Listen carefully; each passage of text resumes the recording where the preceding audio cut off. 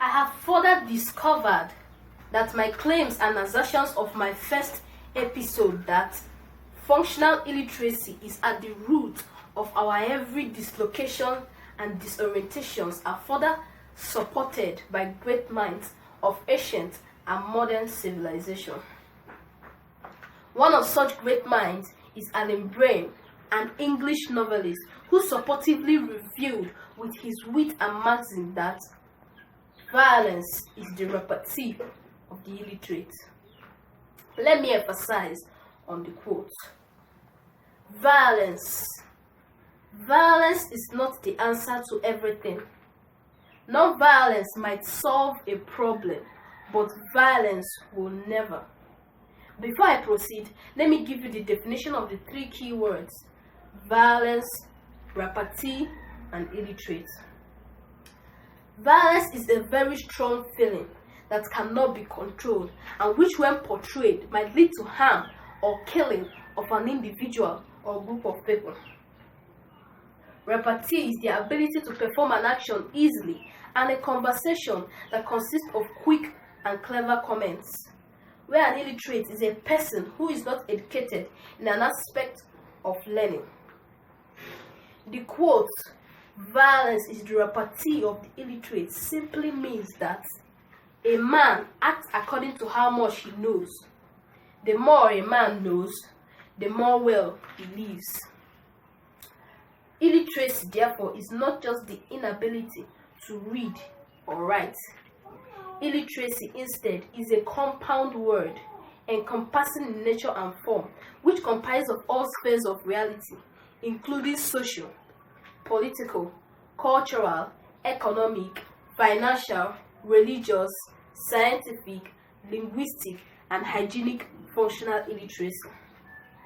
Functional illiteracy is used of a person who is ignorant of the fundamentals of a particular act or skill or area of knowledge.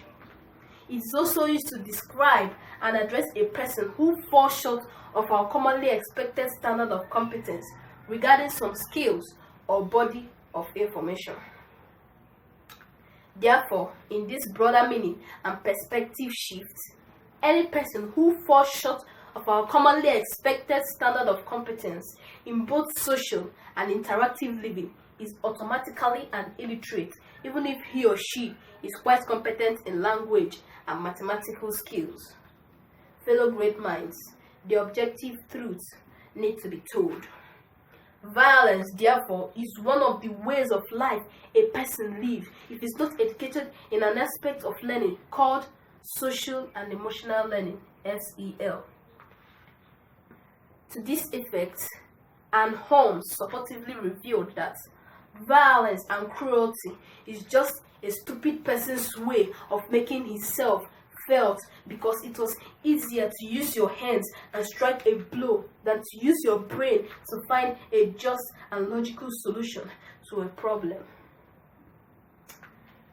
George Bernard Shaw also concurred by reaffirming that all sorts of bodily disease is as a result of a half-used mind. Complementarily, Alexander Solzhenitsyn confirmed that inadequate education, an ill-educated person breeds arrogance and impatience, where a truly profound education breeds humility. To this effect, social and emotional learning becomes imperative and indispensable. Social and emotional learning is a process of education whereby students are taught to understand their emotions and handle them effectively. Therefore, a person who lacks emotional intelligence is an emotional illiterate. An emotional illiterate can portray all sorts of social vices, one of which is violence. A violent person cannot live in the midst of non-violent people or kind people, and as such have to be regarded as an animal or an illiterate.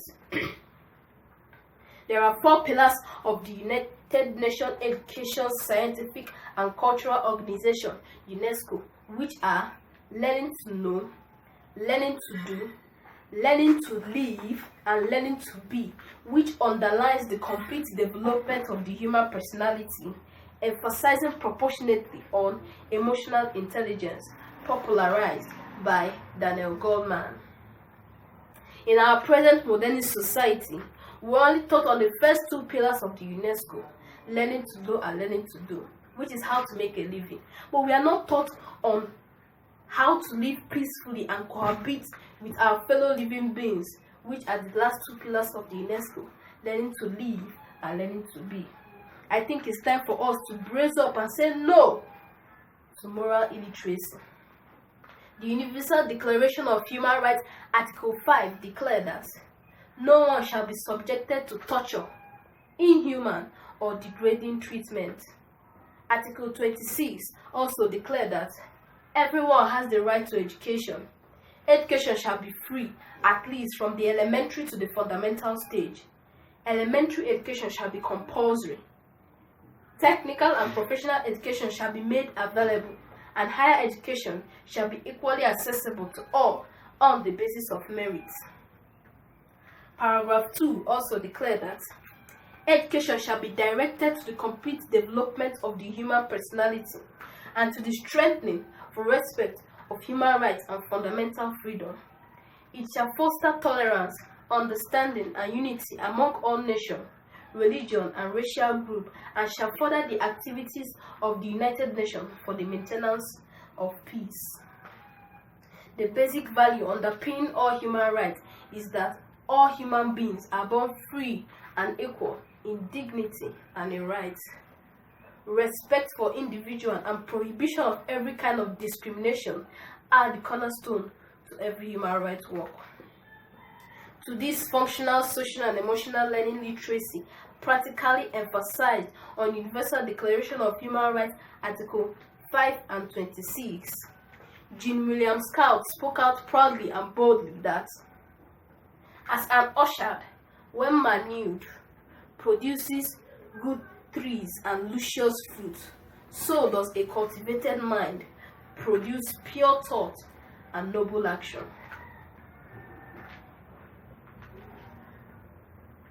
Violence is not the answer to everything, once again.